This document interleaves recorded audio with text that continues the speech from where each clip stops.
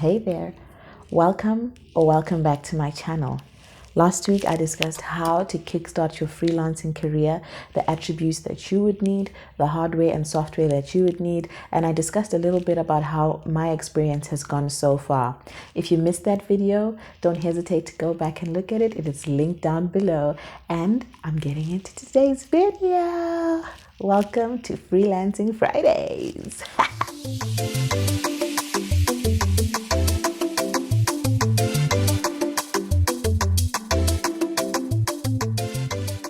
So one of the things I brought up last week when I discussed was that you need to sign up on platforms that allow you to sell your service. So that's what I'm discussing in more detail today. So I've pretty much signed up on every single platform that I can find and tried it out, and some have been better than others. So today I'm going to focus on my favorite platform that has been the most lucrative for me from all of them. The other ones will come. They will come. I will do a video on them once I really figure out how to bring in the big bucks from them. But this one has been so good to me and so amazing. Today, I'll be talking about the platform that you've probably heard about, and it's called Fiverr. Fiverr, Fiverr, number 5, ER. Or like some other people like to call it Fever. But anyway, so I'll be talking about Fiverr today. Fiverr, like I said, has been good to me, and I've been able to make thousands of dollars on that platform. It literally currently brings in about 60-70% of my current income comes from Fiverr alone. In a month, I can roughly make between 1,500 to 2,500 or even more. So you can make a good income. And I mean, if I was living off Fiverr alone, it would literally sustain me. I mean, $1,500 in South Africa is about 20K, and that's like a salary, if you know what I mean. So I'm just going to share with you my Fiverr experience and explain to you how Fiverr works, so that if you're considering going into Fiverr, you can watch this video and get some pointers and get some tips. So here we go. Signing up on Fiverr is absolutely free. You just have to go on the Fiverr website, or you can click the link below if you would like to buy. It is an affiliate link. So if you click on it and you decide to actually purchase a Fiverr service from someone, I can get a little bit of something. Something, Yana. But I will get something. So I'm just putting it out there. But unfortunately, this video is not sponsored by Fiverr. How I wish I was getting Fiverr money to just talk about Fiverr. But anyway, yeah, where was I? Bing. It is absolutely free to sign up on Fiverr. You don't need to pay any amount upfront or anything. You just have to have an email address, and then you can sign up. You sign up, and there's no review process. There's nothing. You immediately start selling. It's not as clear-cut as it seems, because you don't actually immediately start selling. You have to get the clients coming in first, but there is no red tape. Unlike, for example, Upwork. If you want to sign up on Upwork, you have to submit your profile, and then they review it, and they can come back to you and say, no, we can't have you on our platform. And that happened to me twice before I finally did it a third time and got accepted. But that is a story for another day. So Fiverr, absolutely free. No review process. You sign up and you're in. Once you're in, you have to obviously create your profile. Once you create your profile is looking pretty. This is my profile right here, and this is what it looks like. You start creating what they call gigs. So gigs are basically what you offer as a service. So my advice when creating gigs is create as many as possible. I haven't taken my own advice, unfortunately. I used to have a lot of gigs, but I don't know why, but I removed some of the gigs that weren't performing very well, because I just wanted to reevaluate what kind of gigs I want to offer. So for example, if you're a voice artist, you can make every gig specific, and you just want to focus on voice artistry alone. You can just be like, this gig, I will do a voiceover for an advert. And then you put everything that has to do with adverts, as well as the samples for an advert. And then the next one, I will voice an audiobook for you. And then you put all the samples that are related to voicing an audiobook. and so forth and so on. So you basically make those gigs very catered to what you're looking for, so that if someone comes and searches, let's say I'm looking for someone to record an audiobook, I'm going to search voiceover for audiobook, and the gig that you have probably listed for audiobook will be one of the first ones to come out, because obviously the tags, you know how that works, the SEO. I'm not trying to get into SEO today, but they will find your gig based on that. So it's very good to make your gigs very specific, to add enough samples and examples of a wide range of what you can do. And the good thing about these things is that once someone places an order, they also have a choice to put up what you sold them. So let's say I ordered from you and you did some vocals for me, and I really liked those vocals. I leave you a 5-star recommendation, and then I can add that vocal that you did for me onto your portfolio on Fiverr. And that just makes all the difference, because people now just have way more stuff they can go through and see what you've done specifically for other people.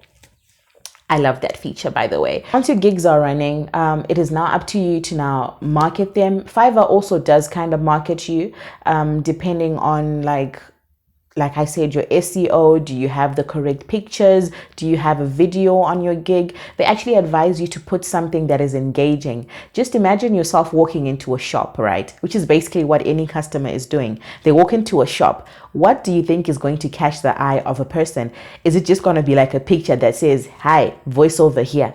Or is it like a video of someone actually doing a voiceover, and you're like, "Oh my gosh, this person is changing their voices. Oh my, oh my, oh my, oh my." Now you're intrigued by the video. This voiceover might actually be better for you, but because it just looks so boring, you're not even going to open it to listen to the samples, because the eyes. This is where selling starts. So you have to make your gig look pretty. Like, put up a pretty face of you smiling. Like me, I have myself smiling on my gigs. And you refresh that as you go. Like, if you see something is not working, try something new. Add a video, add a smile, talk to people. Do something. And what I also found is very helpful when creating a gig is putting exactly what you do on the face of that gig. So let's say for me, if I'm doing a voiceover for my voiceover gig, I have it right there. I speak in English, I speak in Shona, I do audiobooks, I do this, I do this. So if someone is looking, they don't have to first ask you, "Hey, do you do audiobooks?" They can already see that you do it, and they're coming to you with the knowledge that they're gonna get what they want. So put everything there so that the customer opens your gig because you've got what they're looking for. Gigs are very important on Fiverr. And the good thing about Fiverr is I think it gives you up to 10 gigs. I'm actually not sure if I'm saying the correct things, but it increases your gigs as you go higher up on the selling levels. And I'll get to selling levels. So you start with a set amount of gigs and they keep increasing as you go. So you start with 5 to 10, and then they add and they add and they add as you go. So I guess having more gigs is an advantage on Fiverr. Now, when you're looking for jobs on Fiverr, one of the most important things that Fiverr has given us is being able to send out offers to buyer requests. So there's a section under community where you will find buyer requests. I think I will put the section here where you find it, because it took me a very long time to find it on my computer. But you can send out buyer requests, and it's just like applying for a job. So what happens there is you see how much each person is willing to spend on a job and what they are looking for. And if you feel like you meet the requirements, then what you can do is send out an offer. Tell the client how you can help them in that specific project. So you only have 10 offers a day. And I religiously send out offers every single day.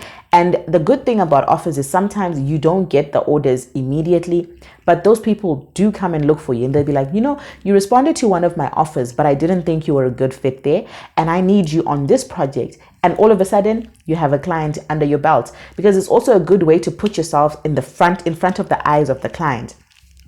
Now, when you're writing your offer letter, it's basically like an offer letter. Imagine yourself writing a cover letter for an interview for a job. You want to sell yourself when you're offering that job.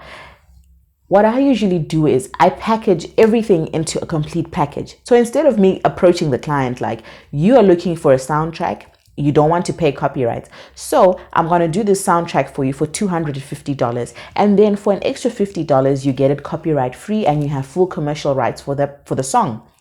I don't do that. I put it in one package. I come at the client, "I have a package for you, $300 full commercial rights, yada, yada, yada. I list everything and make it look so attractive. You need to make it look attractive. You need to make it look better than the other people that you think are submitting.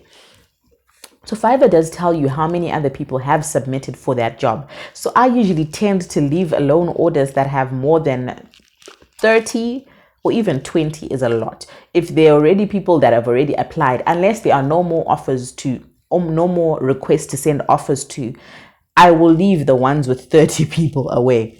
And I tend to go for the ones that have the most money. And what I do is if someone is offering something for $500, I go and I give them a quotation for $480. And I know someone else out there is doing it, but it works for me. To be honest, it works for me. I get a lot of orders from my offers and a lot of repeat buyers from my offers. And that is very important for you when you're on Fiverr. One of my other favorite things about Fiverr is the fact that it comes with seller levels. So I did briefly mention seller levels earlier when I was telling you that your gigs, the amount of gigs you can put increase as you become a higher seller. So the good thing of Fiverr is it rewards good selling behavior. And that is one of the most important things for me personally, because when you cultivate a good work culture, you need to be rewarded for it. And as I stand right now, I am a level 2 seller on Fiverr. And this is literally the second level. This is the second level because there are 3 levels. There are 4 levels actually. There is a seller with no level, so no seller level. So you'll be selling as a beginner seller, and you sell, and they do write down that you have no seller level. And then there's level 1, and then there is level 2, and then there is a top seller. So for the seller levels, I'm just going to put the seller levels on the side here because there's actually quite a few requirements for each seller level. So there's no seller levels, level 1 seller, level 2 seller, and a top seller. And I'm currently a level 2 seller. So I am literally close. I'm actually pretty close to becoming a top seller. And I'm very excited for that because now you start getting marketed to a completely different audience. And the big bucks come in. The big bucks come in. But yeah, so I was saying, the good thing about these seller levels is that they reward good behavior. So they take into consideration a few factors when determining your seller level. So your seller level is considered over a 60-day period. So every 60 days, which means every day, they basically look at your performance and then they give you statistics based on your performance. So the most important factors are your response rate. Are you responding to messages in your inbox? If you're leaving messages for more than 24 hours or just not responding other people because you don't like them, you're going to get a very low response rate. My current response rate is 100% because I respond to everybody, even if it's a stupid request. If it's spam, you can report it as spam and say, this person is spamming me. And that comes out of your inbox. But even if it's a stupid question, I make it a point to respond. And one thing that has helped my response rate is actually downloading the Fiverr app and putting it on my phone. As the requests come in, they come in just like a WhatsApp. You see them, you respond. You see them, you respond. And they only take your first response into consideration when considering your response rate. So how fast? Okay, there's a Fiverr message. I need to respond. That's literally how it rings on your computer. It goes boop. It's so annoying when you have headphones in. But as you see the messages, you respond. And that really helps you. So if you have a high response rate, then it'll obviously help you when you're trying to proceed to the next seller level. The second thing is your overall rating. You need a rating of at least 4.7 stars in the 60-day period that's in question. So if you start getting like 3 stars and 2 stars, you're not going to be able to go up a level because they want the best. They want someone who's offering their clients the best. They're also making money off us. Trust me, they're making a lot of money off us. And I'm going to talk about that because that's the one thing I hate most about Fiverr. But so they want someone who actually bring in the big bucks, someone who actually give clients what they're looking for and keep people coming. So they want a good starring. They want someone who's getting good ratings. That's the word. Good ratings. So you need to keep your ratings up and you need to keep the clients happy. And if there's ever a problem, you end up going to the resolution center. But always try and keep your clients happy and always don't forget yourself. Sometimes clients try and wild out. You can always put a lid on that and be like, no, this is business, this is what we agreed in. And it's the most important thing to put everything in writing, everything that you're offering them and what they've asked you to do. Make sure it's in writing somewhere so that no one goes and says no and they start adding on to your orders, because they're very good at that. So to avoid all this hocus pocus at the end of the day, make sure everything is in writing, and then the clients have nothing on you as long as you deliver what is required of you. The third thing is on-time delivery. Now, when you give out a Fiverr offer, you also tell them how long you're going to take to make that offer and make these times realistic.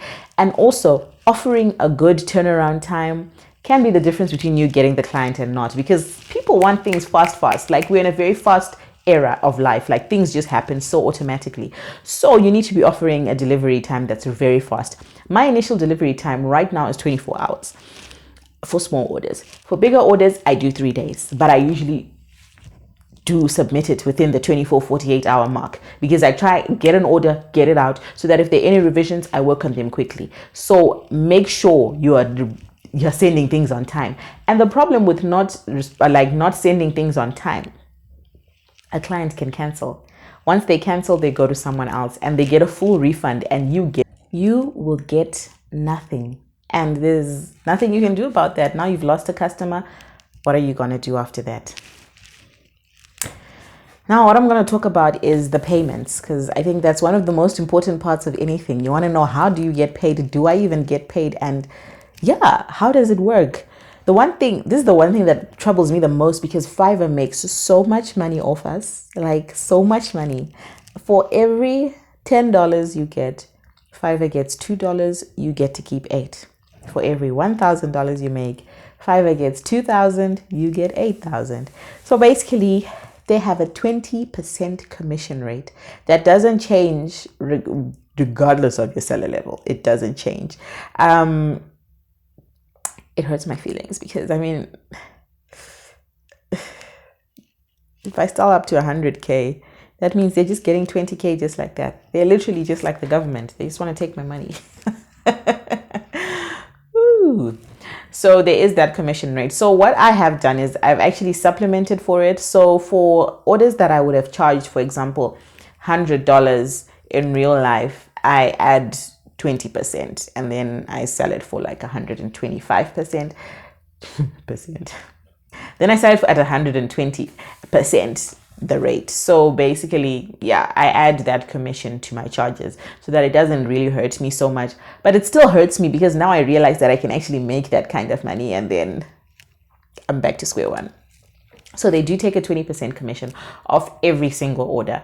And then they also charge the clients for placing an order. It's very weird, but Fiverr is making a lot of money off us. And then regarding the payments, so when an order is placed, the client makes the payment immediately. So immediate payment is made. Once the payment is made, Fiverr keeps it. You work on the order, you submit it, and then the client has 3 days to close off that order and rate it. If the client does not rate it, the order will automatically close in 3 days. Once that order is closed off, you then have to wait another 14 days before that money will clear into your Fiverr account. So basically, you're going to wait 14 days to get your money. But there is now a new feature. It's in beta right now. But this new feature allows you to claim an early withdrawal of your funds. I'm not sure at what point they offer it, but I know they offered it to me as a beta sampling. So I can actually withdraw the money immediately, but at 1% extra. So if you really need the money, 1% won't be a lot of money, but 1% is like what? For every $100 is $1. But you're also considering that you've already given them 20%. So now they want 21%. Just so I get my money immediately. But apparently you have to have a good track record with customers, and you can only withdraw your money early if the actual order is rated. That means the client has closed off and said this is well. So I think they do that so that if the client then comes back and says, no, I didn't realize that you did this wrong and whatnot, the money will still be open for refunds and stuff like that. So I don't like that function, because I want my money immediately. But I like it because it actually helps me in my budgeting and saving. Now I know that the money is not easily accessible and I'm just literally working just like I would do in a normal job. Like I said, Fiverr seems to be like a hiring agent. It's like an employer basically, because it even holds your money for a specific set time and then gives you the money. Fiverr, I'm on to you. Yeah, and then you only get paid after 14 days. So there is no point where you will do an order and then the money is not available for you to be paid. The money is already paid before the order is placed, and you only get the money once you've done the work. So I think that is a very good way of doing things, because sometimes people like to swindle each other. You do the work, someone doesn't want to pay. And for things like graphic design and things like that, the client will not get the proper copy. They'll keep getting a watermarked version until they they basically close off the order. And that's when all the stuff that they ordered from you will have the watermark removed, the Fiverr watermark. So they kind of do try and safeguard creatives. I do like that. But yeah, I just don't like the fact that they're trying to get 21% from me just so I can get my money today. No. So yeah, that's how you get paid. And once everything is done, once you complete an order, you can also rate the sellers. The good thing about Fiverr is not only buyer centric; it also wants good sellers for its. It also wants goods. It's not only seller centric; it also wants good buyers for its sellers. So buyers also have their own buyer levels, and you can also rate the buyer. And if you're harassed by a buyer, you can put it in there. And the good thing about this rating thing is, well, it's a good and bad thing. You don't get to see the client's rating before you rate them, so that you don't end up giving them a bitter rating because they rated you a 2. Now you had rated them 5. You want to give them a 1. No, you rate. I think the worst rating I've ever gotten was a 2. This client was telling me that I was singing off tune, and I was so mad because I did his song 5 times and he only had 3 revisions on his order. And I was so mad until I told him, no, if you don't pay for other revisions, I'm not doing anything anymore. And then he all of a sudden starts saying I'm singing off tune when he just didn't know what he wanted out of his song. And he ended up telling me that, you know what, it's not a lot of money anyway. £200 is just £200. So what? And I was just like, okay, cool. He closed off the order and gave me a 2. I gave him a 1. I had already realized this guy just wants to give me a bad rating. So I gave him a 1 and I was so happy about that. I was so happy about that. I could sense that bad review, but that's the worst review I've ever gotten.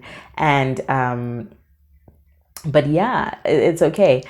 And also with revisions, I remember the first few days I used to feel so bad when I get a revision because I feel like I didn't do work. I feel like I would have done something very well, and then someone comes back to me and they're like, no, I want you to correct this and that, until I realized that we're all different. People have different wants and needs. You're putting in the best that you want, but at the end of the day, the person wants what they want and you need to do what they want. As much as it's good in your own capacity, it needs to be what they want. So revisions are never a bad thing.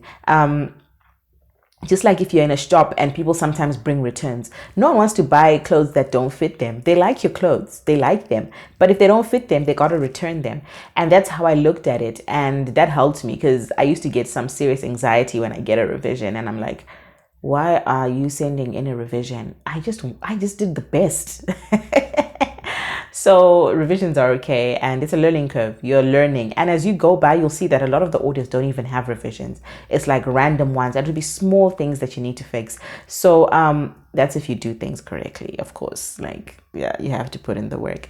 So yeah, that has been my experience with orders and everything on Fiverr. So if you have any questions of anything that I didn't touch on, just let me know down there and I will get you a response somehow from basically what I know. So as far as I'm concerned, Fiverr is very strict and they want nothing but the best. They just want you to push yourself and be the best. They also offer online courses for you to learn certain things. If you want to learn to market yourself and do certain things on the platform and outside the platform, they also have like a little academy going on within there. So the best way to make it on Fiverr is to offer a good service. Once you offer a good service, make your clients happy, on-time delivery, top-notch, you will succeed on Fiverr. It might take long for you to kick off, but once you do, you will start making money. And some people think, okay, even if I don't put in the effort, I'm still going to get money. But you won't be getting the money that you could be getting. If you're making $1,000 and you literally do you only complete 5 orders out of 15 in a month. Imagine if you actually finish those 15. You know what I mean? So yeah, that is my take on Fiverr. It's my favorite platform. It has helped me in so many ways. And yeah, if you have any questions on Fiverr, I will do the other platforms in another video, not too soon, maybe in one of the last videos I do on this one, because I'm actually still figuring out how these things work. You know, Upwork, voices.com. I have gotten orders from like these other platforms, but they're not as consistent, not as nice as Fiverr. So I didn't think I'm ready to do a video on them yet, but I will do like a little something yana on them. But yeah, thank you for joining me for another Freelancing Friday video. If you have any questions, DM me, go on my website, check out the corresponding blog. There will be more bits there that you can find. Subscribe to my channel, like, share with someone you know who might need this. And you know what? I love you for watching. Don't forget to come back and watch my videos. I have videos out every Tuesday and Friday, and I'm on Spotify, Apple Music, Deezer, everything. I'm there singing. So go check out my songs, guys. Check out my songs. I'm so happy. Like, I've been checking out my stats and they've been so good. Thank you for your love. Thank you for your love. Thank you for your love.